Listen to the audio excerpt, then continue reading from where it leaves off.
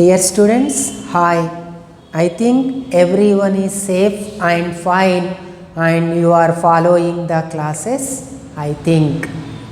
In our last class, you know that we discussed about the types of sovereignty. There are different kinds or types are there, like that nominal, real, popular, de jure, de facto, like these types of sovereignty we discussed in detail. I think every one of you have understood the topic very well.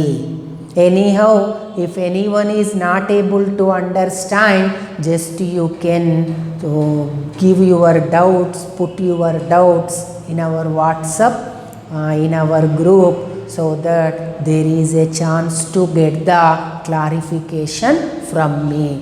Okay, anyhow, we are continuing that sovereignty topic today also, but today's topic is very quite primary, important one, so you should try to understand them. Again and again, in every video, I am insisting that you never get frustrated or discouraged whenever you are not able to understand the topic clearly. Try to listen carefully once, twice, thrice, then you come to conclude the topic very well without any problem. If after that thrice also, third time also, you may not be able to understand the topic, then just put me in doubt, or you can call me, come to college in between 10 to 12 by calling, and you can have a chance to take the doubt topics directly from me also. So here today's topic is the John Austin's theory. That theory is also nothing but calling as the monistic theory of sovereignty. John Austin is a English political philosopher. He has prepared a theory of sovereignty. He has been popularized. He was the architect of theory, that is monistic theory of sovereignty. Here the monistic, these are important terminology which is related to our political science subject. You should concentrate that terminology very carefully. Then only you have a chance to get the grip over the topic. So always listen carefully, always learn the topic, the terminology very well. Then automatically you are going to master over our political science subject on the syllabus of your first year. So this is the word, that is monistic. Monistic means single. So you know that singular plural. In that way you should convey the meaning. That is the monistic theory of sovereignty. That means his theory specifies that the power of sovereignty will be located on a single person. He is the only person who is going to execute the power of sovereignty. He considered that power of sovereignty resided in the hands of only a single person. That person may be a person, may be a organization, may be an institution, or may be body of persons also. But that should be considered as a single article, single person, single organization. So this is the basic meaning of the monistic theory of sovereignty. This is the theory prepared by the John Austin. He is the main architect, exponent of this monistic theory of sovereignty, which he has published in his book Jurisprudence in the year 1832. That book was published in 1832. The name of that book is Jurisprudence. Here also it is one of the terminology belongs to your political science. What is meaning?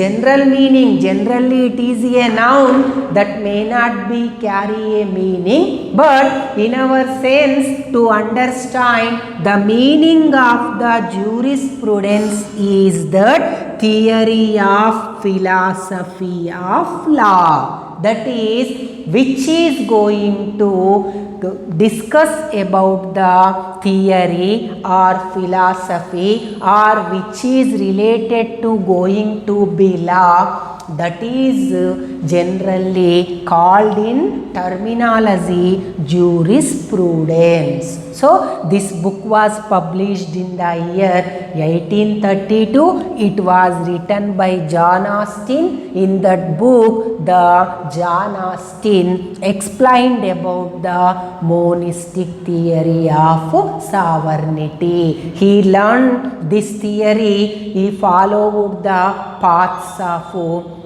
his fourth senior political scientists like Bentham, Hobbes. These are existed before, given their theories before John Austin. So according to John Austin, the power of sovereignty is located in the hands of a single person or centralized in the hands of a single person. What are the basic features? Now we will discuss one by one carefully. So concentrate here.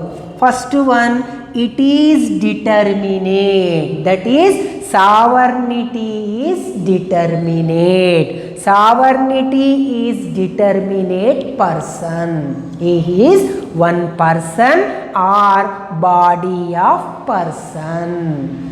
That person is generally here by John Austin. That person is nothing but the state, and that state is legal order, that is created by a legal order, that is generally determinate authority. State is the determinate authority. It is the source of law because it is legally created. Here, according to monistic theory, state is only one of the superior organs in the country, that is only having the sovereign power, that is the determinate authority. This is the first feature of monistic theory of sovereignty. And next one, that sovereign receives habitual obedience. Habitual means that become habit. Who are living in that state always show the obedience towards to the state, because it is a superior organization, it provides the law, it is generally constituted by a legal order, so that who are living in that state generally provide the obedience to that state. Whenever that forthcoming obedience is going to be stopped, then from that time that determinate may not be called as a sovereign. Until unless that is stopped, that become considered as a non-sovereign. So always he has to command the obedience from the people. This is the next aspect. And the third one, sovereign is indivisible. Already in characteristics of sovereignty, we discussed that sovereignty is indivisible. That means that may not be going to be divided among the persons. Here, the power of sovereignty, the sovereign is never going to be divided. Whenever it is going to part or divided among the persons, among the organizations, then it become a true sovereign. This is the opinion of the John Austin, because only that person, that organization, that is the state, is only the supreme, so that we cannot divide the sovereignty. And sovereignty power is essential. It is essential to the state, because state is a political organization. As because of the sovereignty power only, it become the political organization. Since it is a political organization, it required the power of the sovereignty. Other organizations which are not possessing the concept of power of sovereignty, they never be called as a supreme organization. So that only all political organizations like state must and should possess the power of the sovereignty. So the next aspect is sovereignty is essential. And law is command. Here one of the important aspect, whatever the sovereign provide the commands, that become laws, and the laws become commands. This is the one of the important feature of the John Austin's monistic theory. If he is going to issue one command, that become law, and whatever the laws are there, they are all the commands which are originated, get the source from the sovereign person only. In this way, whatever the command is there, that become the law. This is the basic aspects or features of the monistic theory of sovereignty. In this way, the John Austin located total sovereignty power in the hands of the state. According to him, state is one of the supreme organizations.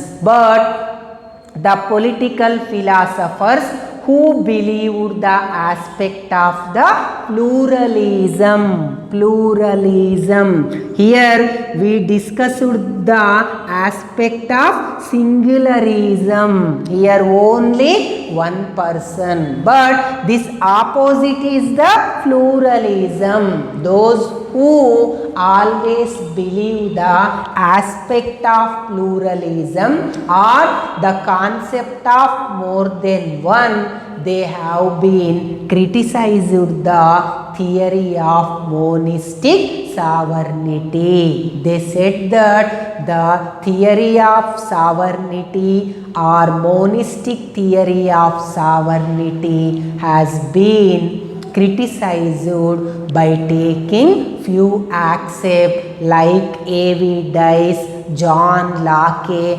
who always preferred not a single but more than two, that is not monistic, that is pluralistic. Singularism, pluralism. Try to understand the basic difference in this between singular and plural. On what basis they have generally criticized? They have considered few aspects here. One is unhistorical.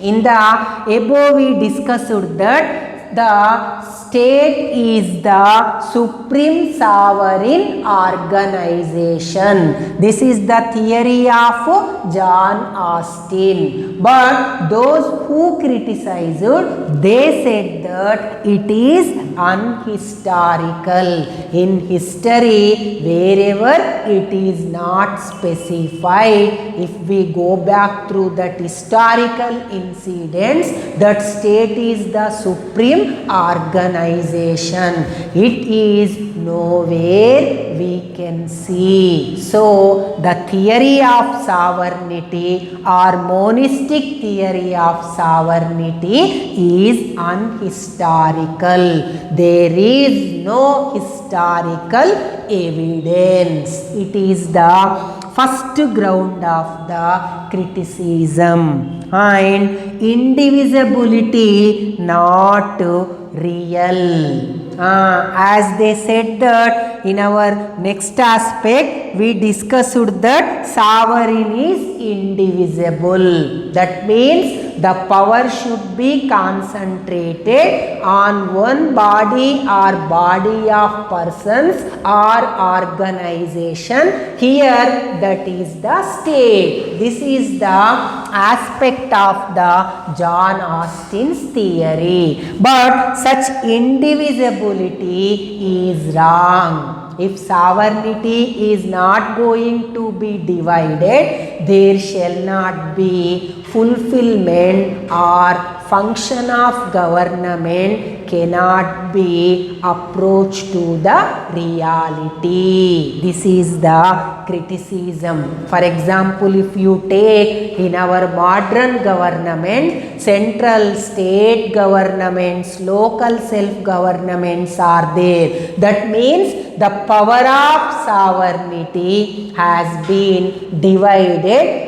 among all these institutions, organizations theoretically. If it was not there, function is also not to be at full extent or may not give us the results also. So, the sovereignty is indivisible is not a correct aspect.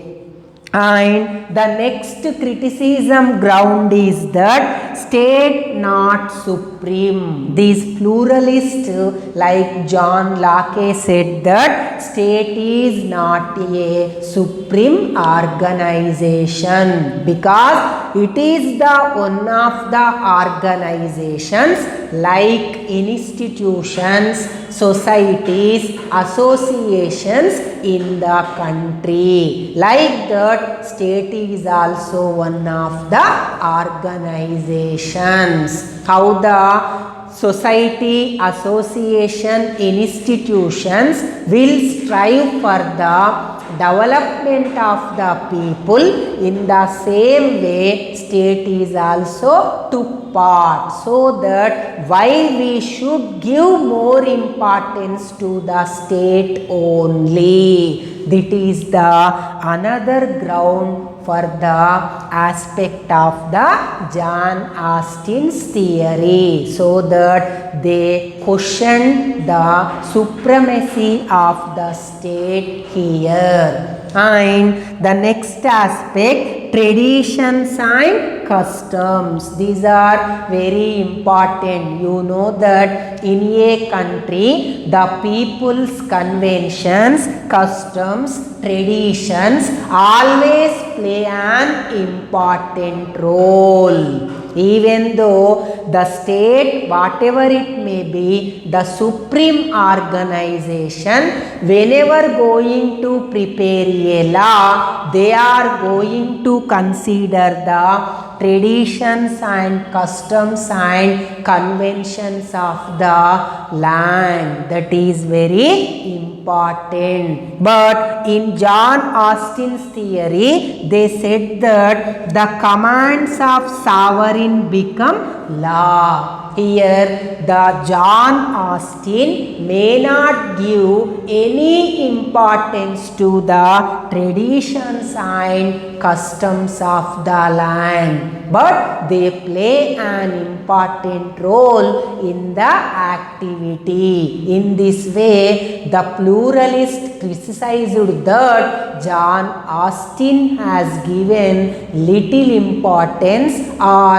ignored the traditions and customs of the land also. In this way, few of the pluralists have been criticized the John Austin's theory or monistic theory of sovereignty. Even though these criticisms are also there during 16th, 17th century, this John Austin's theory has been got more importance. It is one of the basic force in the standpoint of the countries and formation of the nation states, so that only nowadays, even though such criticisms are also there, those beyond criticisms, the political philosophers give much importance to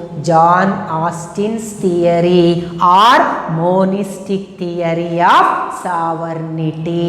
So, this is one of the primary important basic theorem of the sovereignty. So, try to listen it carefully, write it down, learn the terminology carefully, spell it out and write in practice these spellings also. If you are going to listen once, twice, thrice, you be able to understand. If you may not be able to understand, contact me through our WhatsApp group. I will clarify your doubts by calling to college number or to my number. You may come to college also for getting the clarifications whenever it is necessary. Whenever it is necessary only, I am asking you to come to the college. Whenever you have the doubts only, then only you ring up and come to the college also. So, listen this video twice, thrice carefully until